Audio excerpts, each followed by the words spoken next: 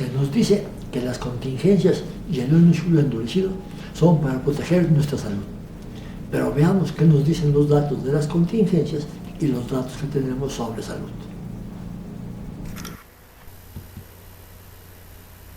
El número e intensidad de las contingencias ha bajado conforme ha bajado la contaminación. En 92 tuvimos 8 contingencias con un máximo de 398. En 93 tuvimos 12 contingencias con un máximo de 392. En 94 tuvimos una contingencia de 259. En 95 tuvimos 5 contingencias con 295. En 96 tuvimos 3 con un máximo de 271.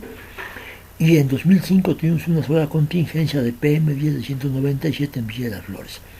En marzo de 2016 tuvimos una contingencia por ozono de 203 en Coajimalpa, y en abril 6 tuvimos una contingencia de 156 en Ajusco, pero porque la CAME había bajado el nivel de contingencia, eliminando las precontingencias. Con estos cambios podemos esperar que tengamos muchísimas contingencias en el año 2016.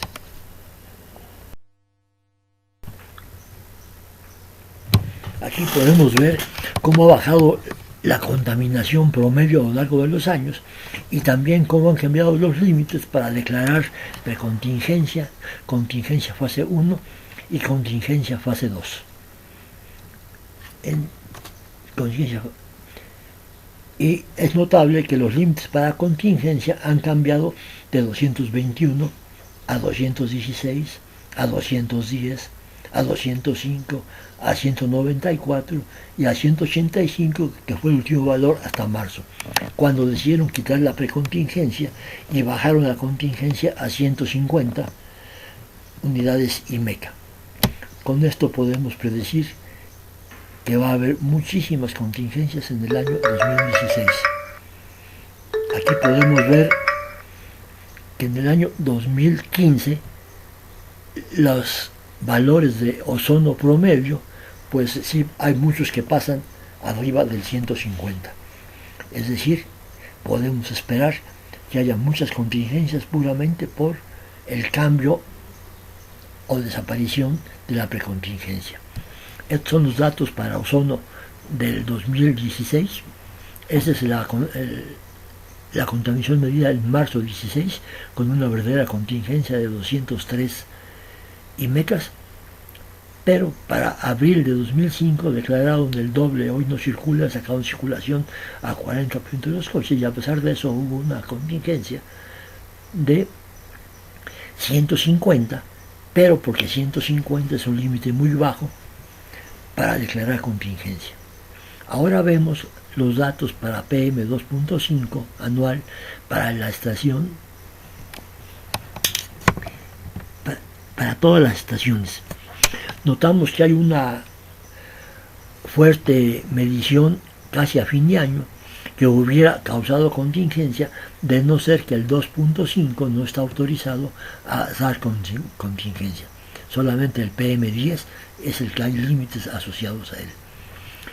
Pero para la fase de precontingencia ambiental atmosférica por PM10 hay dos posibilidades.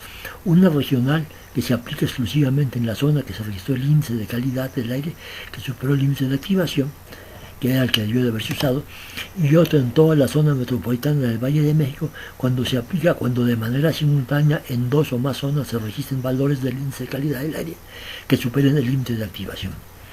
Aquí podemos ver que el día 1 de enero de 2005, que fue cuando declararon contingencia, el valor máximo de PM10 fue de 2.5, de 683 microgramos por metro cúbico, lo cual llevó a que se declarara la contingencia, que no debió haber sido hecho porque no fue medido en dos zonas y fue únicamente en un solo valor, que está asociado a la quema de llantas, de que lo hace la gente a fin de año. Convirtiendo el valor máximo de 683 microgramos por metro cúbico a IMECA, se obtiene 427 IMECAS, valor muy superior a los 193 reportados, y también notamos que no se promulgó contingencia regional, que era lo que tocaba, Pero lo peor es que lo promulgaron contingencia a pesar de saber que en la noche de Año Nuevo se queman llantas causantes de la contaminación. Declarar contingencia fue completamente inútil porque al día siguiente no iba a haber valores tan altos que justificaran la medida. Pero lo que nos interesa es qué pasa con los datos de la salud.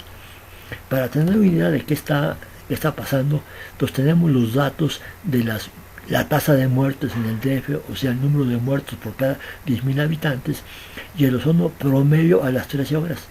Vemos que una curva sube y la otra baja, indicándonos que en general no podemos decir que el ozono es el responsable de esas muertes, porque es un tanto ridículo afirmar que si baja el ozono se incrementan las muertes.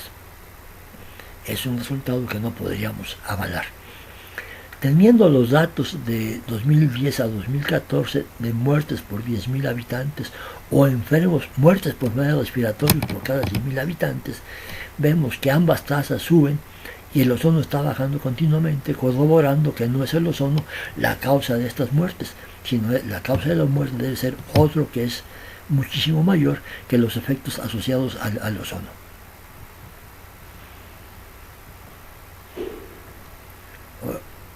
En los datos de 2010 a 2014 tenemos los datos de las muertes mensuales por enfermedades respiratorias.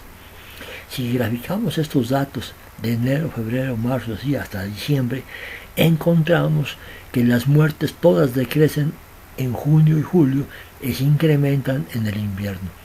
Es decir, estas muertes están causadas fundamentalmente por el cambio de la temperatura ambiente, que hace que la temperatura sea baja en enero y en diciembre y sea relativamente alta en junio y julio. Exactamente al contrario de lo que hace el ozono en la ciudad, que es máximo en el verano. Pero los datos más interesantes se obtienen de las consultas otorgadas por enfermedades respiratorias en los hospitales de la Secretaría de Salud de la Ciudad de México del 10 al 18 de marzo, que me fueron proporcionados gentilmente. Los días 10 y 11 de muy baja contaminación, 50 IMECAS, se tuvieron 50 consultas diarias. Y los días de contingencia con 200 IMECAS del 15 al 17 se tuvieron 100 consultas diarias. Esto es un exceso de 50 consultas para este sistema. Pero hacen falta los datos del ISSSTE y del Seguro Social para tener una idea mejor. Entonces podemos estimar en 150 las consultas asociadas a la contaminación, considerando que la Secretaría de Salubridad atendió a 1/3 de los habitantes de la ciudad. Y por eso obtenemos el número de 150. ¿Qué podemos recomendar a la Cámara y al Secretario del Medio Ambiente? Que en las contingencias por O3 y partículas se restringan las actividades de los correspondientes emisores. Los motores de gasolina y los motores diésel emiten diferentes y contribuyen diferente al ozono y a las partículas. Cancelar el hoy no circula total porque ninguno ha bajado la contaminación medida en 4 ocasiones, es decir, sacar a 20% de los coches de circulación no reduce la contaminación por el exceso de las emisiones de los vehículos públicos. Restaurar la etapa de precontingencia porque no podemos predecir muchísimas contingencias simplemente por el capricho de bajar el límite correspondiente. Publicar las consultas respiratorias diarias en el sector salud de la ciudad para poder relacionarlas con la contaminación medida. Y si los daños lo justifican, es decir, si hay muchas consultas, predecir las contingencias por ozono o partículas para sacar de circulación al 40% de los vehículos a gasolina o a diésel según sea el caso. Pero evaluar los costos al comercio, a la industria y a la población es una cosa que la Cámara debe de hacer antes de aplicar ninguna medida. No es posible que tengamos a miles de trailers parados en las carreteras, algunos con productos perecederos, con la consiguiente repercusión en los precios al consumidor. Y finalmente conservar los 4 niveles de hologramas para que haya un incentivo para que la gente tenga un vehículo de poco contaminante. Si no, pues le da igual tener cualquier vehículo si de todas maneras se lo van a sacar de circulación.